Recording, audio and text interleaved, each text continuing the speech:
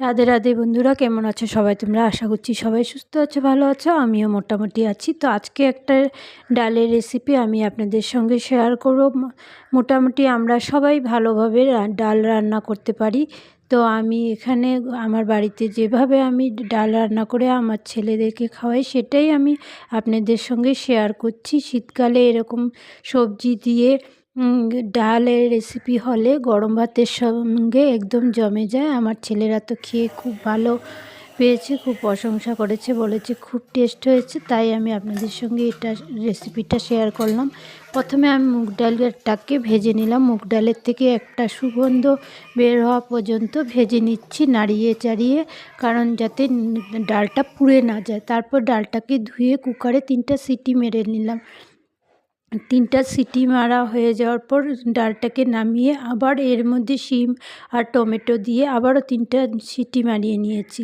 তারপর কড়াইটা চাপিয়ে দিলাম। কড়াইয়ের মধ্যে তেল দিয়ে দিয়েছি। যেহেতু আমার ছেলে তেল মশলা একদমই কম খাবে, ডাক্তার বলেছে, তাই আমি একটু কম তেল মশলা দিয়ে সব কিছু বানাবার চেষ্টা করি।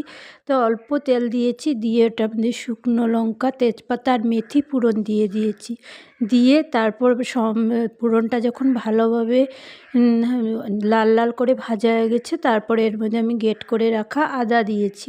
আদা দিয়ে কুকারটার মধ্যে ডাল সিদ্ধ করা ছিল সেটা ঢেলে দিয়েছি। তারপর পরিমাণ মতো হলুদ আর জিরে গুঁড়ে দিয়ে নাড়িয়ে চাড়িয়ে জাল উঠিয়ে নিয়েছি।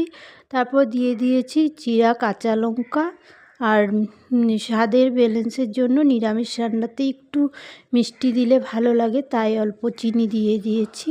তারপর ভালো করে জাল উঠিয়েছি। ডাল সম্বাস এবং ডাল সম্বাস দেওয়ার পর যত ভালো করে জাল উঠাবেন, ডালটা খেতে ততই টেস্ট হয়।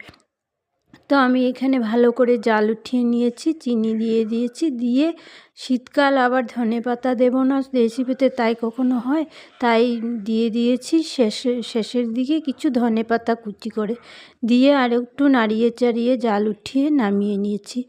তো আমার রেসিপিটা কেমন লেগেছে অবশ্য কমেন্টের মাধ্যমে জানাবেন। রেসিপিটার লাস্ট লুক একবার দেখে নিন কেমন হয়েছিল। আমরা তো খেয়েছি, আমার ছেলেরা খুবই ভালো পেয়েছে খেয়ে। তো আপনারাও একবার এইভাবে ডাল বানিয়ে খেয়ে দেখবেন। শুধু শিম না, যে কোনো শীতকালের যে কোনো সবজি দিয়ে ডাল বানিয়ে খেয়ে দেখতে পারেন। তারপর শুধু ডাল দিয়ে তো খেতে পারবো না, তাই এখানে ভেজে নিচ্ছি। ফুলকপির বড়া করে নেব, আর আমার জন্য 3টা শিম নিয়ে নিয়েছি, শিমেরও বড়া করব। তো একটু নুন দিয়ে দিয়েছি, নুন দিয়ে ভালো করে সিদ্ধ করে নেব ফুলকপিটাকে। আর হালকা সিদ্ধ করে শিমটা নামিয়ে নিয়েছি। এখানে আমার ফুলকপি পুরো সিদ্ধ হয়ে গেছে। তারপর নিয়ে নিচ্ছি ব্যাটারের জন্য 2 চামচ চালের গুঁড়ো, 2 চামচ বেসন, হলুদ গুঁড়ো, লঙ্কার গুঁড়ো, পরিমাণ মতো নুন, গ্রেট করা আদা আর ধনেপাতা। তো এগুলোকে আমি শুকনোভাবে ভালো করে আগে মিশিয়ে নেব। তারপর সামান্য একটু জল দিয়ে যেরকম আটা মাখি সেভাবে ভালো করে মেখে নেব। এখানে আমার মিক্স করা হয়ে গেছে। তারপরে একটু জল দিয়ে আমি আটা মাখার মতন ভালো করে মেখে নেব। তারপর একটু জল দিয়ে এটার মুখে ঘন একটা ব্যাটার বানিয়ে নেব। এখানে দেখছেন আমি আটার মতন মাখছি। ব্যাটারটা যত ভালো হবে খেতেও সেরকম টেস্ট হবে।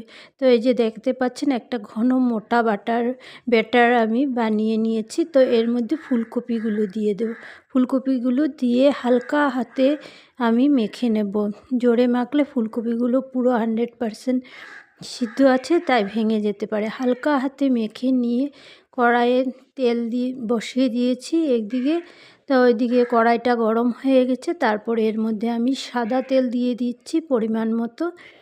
দিয়ে তারপরে এই ব্যাটারে চুবানো ফুলকপিগুলো দিয়ে আমি আঁচটা বাড়িয়েই ভাজছি, চুলার আঁচটা বাড়িয়ে, কারণ আমার এখানে ফুলকপি পুরো সিদ্ধ করা আছে, জাস্ট আমি ভাজবো আর নামিয়ে নেব।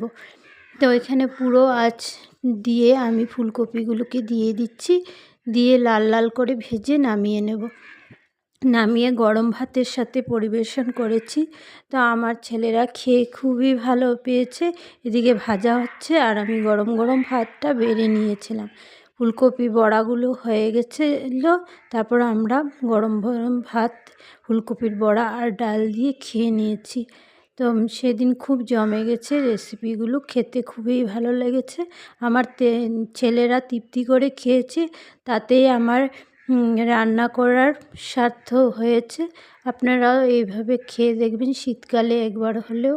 শুধু শিম না, যে কোনো সবজি দিয়েই খেতে পারেন এইভাবে ডাল বানিয়ে। যে সবজিটা আপনারা ভালোবাসেন খেতে, সেই সবজিটা দিয়ে এভাবে মুগ ডাল বানিয়ে খাবেন, দেখবেন অসাধারণ লাগে। তো এখানে আমার শিমগুলোও ভাজা হয়ে যাচ্ছে। এখানে ফুলকপি বড়া নামিয়ে নিয়ে আমি শিম 3টা দিয়েছিলাম, ভেজে নিচ্ছি। এখানে ফুলকপি বড়াগুলো লাস্ট লুক দেখে নিন।